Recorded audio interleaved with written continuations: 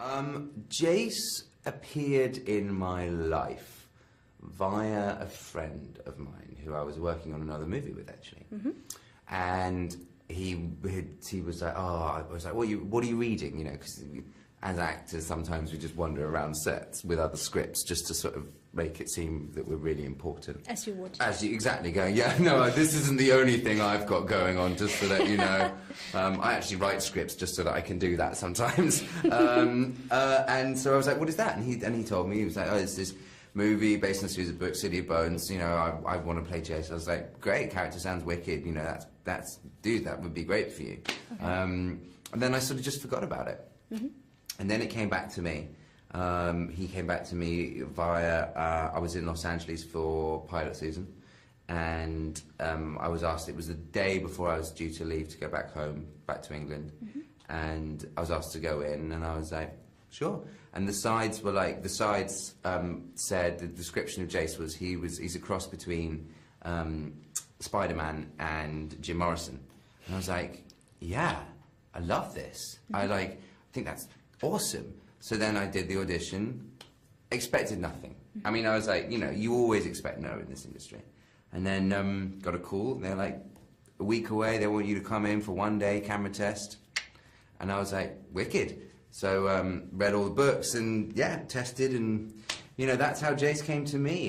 You know, I was never interested in playing another character. Jace was always the one. I don't think I could play any other character. Maybe Clary, but... Of course. Of course, you know, it's the hair. I did 4.5 months of physical training, and I made a mood board.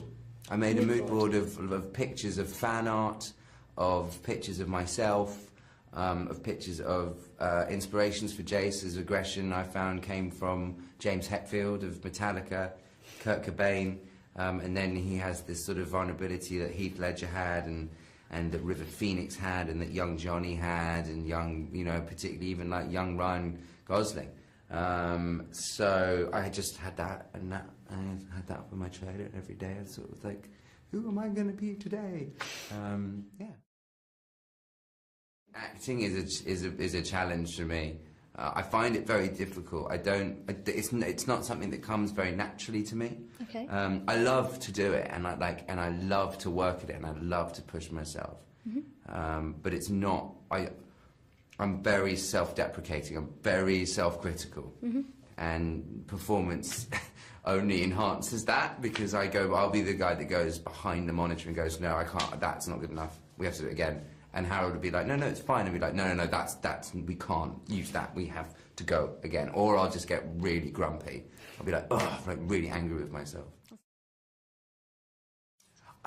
Yeah, kind of. But we can never reach perfection. It's like, it's not about making it perfect, because I don't know if I could ever make it perfect. It's about just feeling it. Like, there's a couple of scenes in the movie where I'm just like, I remember shooting it, and I was just like, I'm just feeling this. Yeah. And it comes across in film. I'm like, that's great. You know, I'd rather those moments than me sit there being like, oh, you're such a moron, Jamie, and like, you know?